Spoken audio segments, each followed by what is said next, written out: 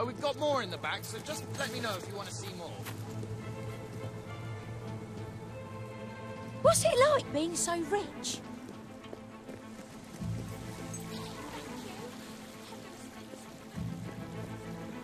You, good sir, you who live in such a tumultuous epoch, do you not thirst for the drama and emotion of a properly structured tragic play? Of course you don't. You want to escape your troubles. You want to be made merry. You want to be amused. It is no good. We shall never agree. Ah, if only we could get our hands on Morley's lost play. It would solve all our problems. Yes, it is said to bring together the opposites of tragedy and comedy in an exquisite marriage of forms. But perhaps you can find it? Yes, we beg you. The theatre, the muses, the very heart and soul of this town will thank you. Splendid, splendid! You should know we did commission an elderly detective to search the library for clues as to the play's whereabouts, but he never returned. The man's name is Ransom Locke, and he's rather closer to senility than one would like, truth be told. If you come across this gentleman, he may be able to aid you. I believe he is looking for the collected works of the playwright Philiph Morley, as we speak. One can only hope they were not burned when the king closed down the academy and its library.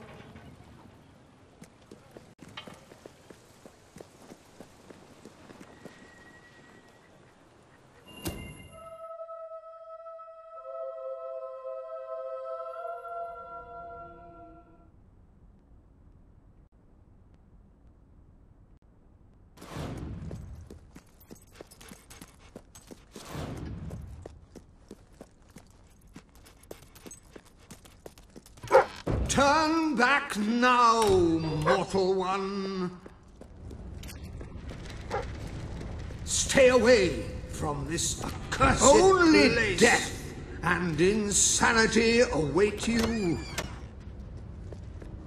Who seekest forbidden knowledge, but shall find naught but damnation. Don't pick it up!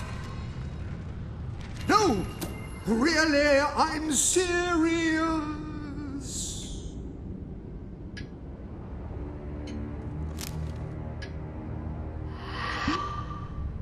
You lot just can't leave well enough alone, can you? Bloody literary tourists, bane of my afterlife.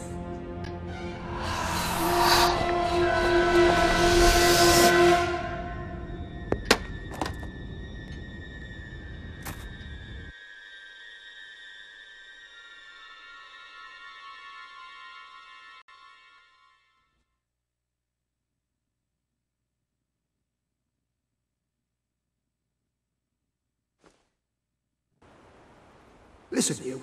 You're not getting my lost play, you hear? It's rubbish. Worse than rubbish. I mean, what was I thinking mixing tragedy and comedy? I must have been off my rocker. It would seem, my dear fellow, you have been apprehended by the ghost of Philiph Morley. That makes us both his captives. I am Ransom Locke. If the name seems familiar, it is because I was once a detective of some renown. And yet, here I am, ready to live out the rest of my days, trapped in a book. As far as I can deduce, we are currently in a scene from one of Morley's greatest romantic plays, the near tragedy of Oliver and Ethel. I believe if we are to escape, we must act out the scene. But performing is not one of my talents. If I am correct, putting on this costume should set things in motion.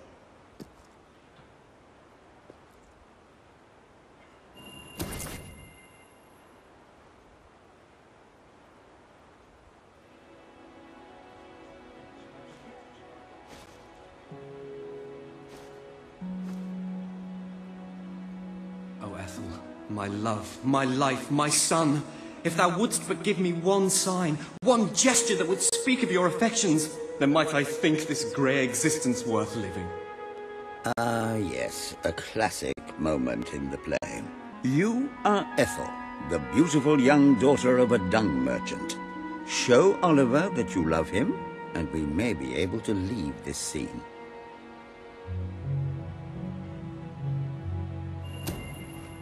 My heart is yours, my love.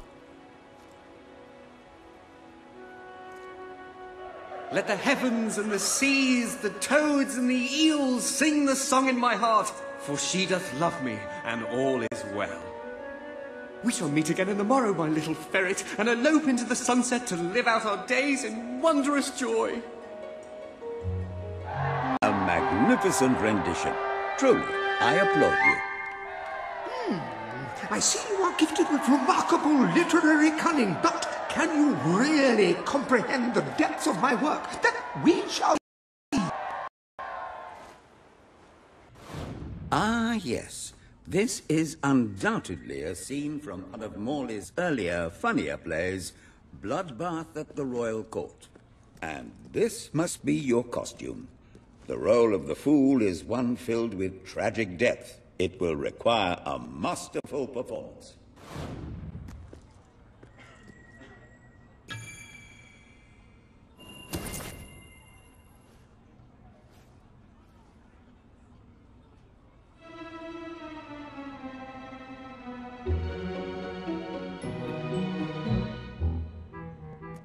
What fresh insolence is this? Out of my throne, you impertinent buffoon!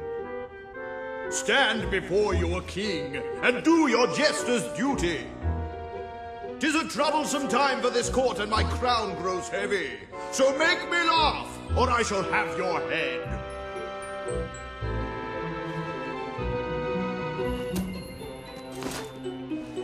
Kuchi-kuchi-goo.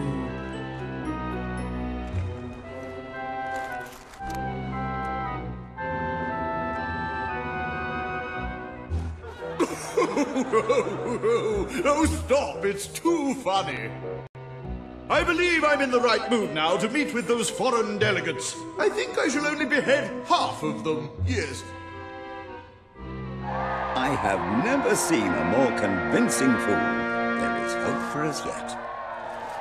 You handle my royal dramas as well as you handle my romances. But will your versatility extend to the more subtle domains of theatre, I wonder? Oh dear.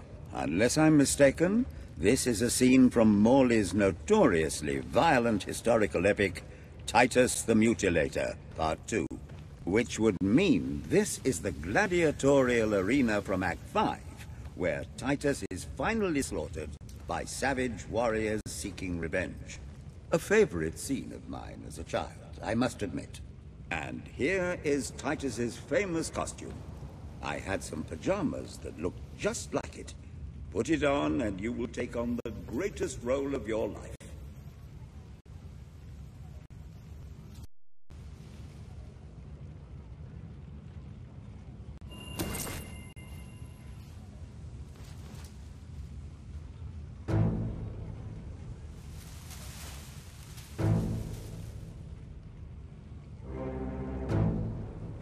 Titus! Thy pox-membered body shall pay for thy monstrous villainy. My son lies dead because of you. Now shall revenge be mine, cold as your corpse and all the more flavoursome for it. Do try to make your demise convincing. Know what you need? A really close shave. I should have brought some marshmallows.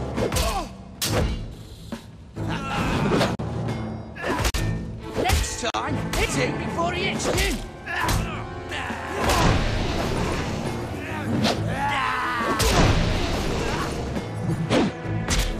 You just gonna lie there all day? Get back up and fight!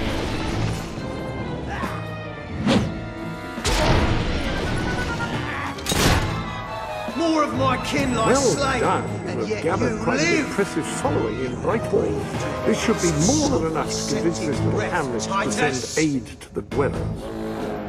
I believe Samuel awaits you at the town gates to express that very sentiment. Don't you? Just try to knock me around. I'll show you how a real mercenary fights. Beating up on my friends, eh? I ain't gonna stand for that.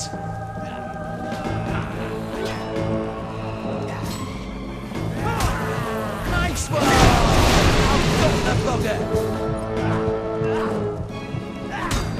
Eat it, fart breath!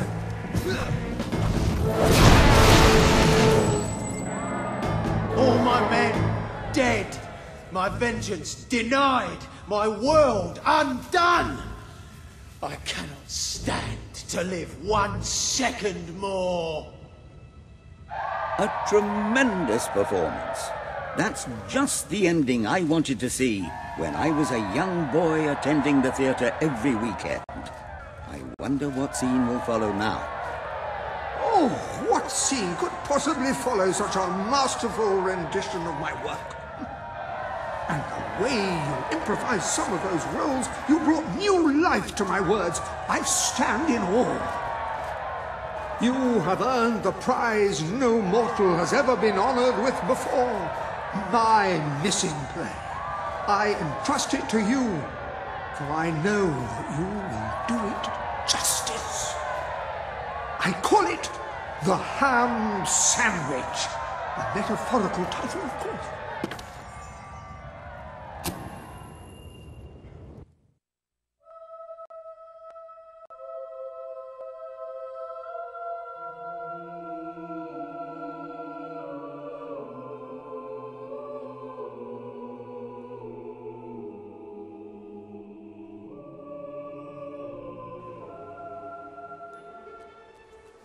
Ah, you have retrieved our aged investigator. Happy day! Have you, perchance, found... This is no time for perchances, Lambert. The play. Do you have it? We're saved, Lambert. Oh, the joy in my bosom knows no bounds. Thank you 1,000,000 times. Thank you. His head bosom. It's already working. Comedy and tragedy will at last join hands.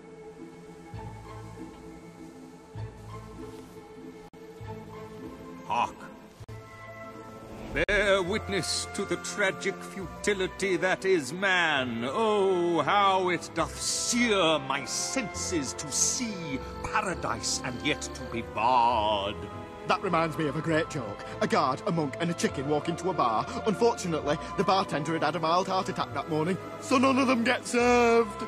And yet what purpose doth heartache serve when the infinite dark blanket that is death falls softly upon our still beating corpse? That reminds me of another one. A corpse walks into a bar and says, "Can I have a lemonade?" "Certainly," replies the bartender. "I've never seen a stiff drink." And so endeth our happy, sad play, which reminds us we are made of nothing but clay.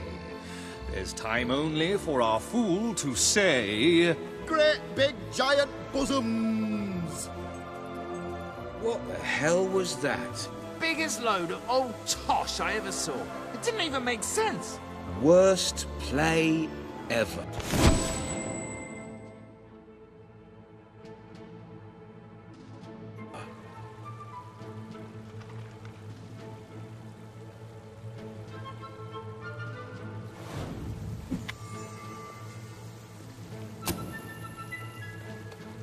So, what shall you do now, Mr. Locke? Any more mysteries on the horizon?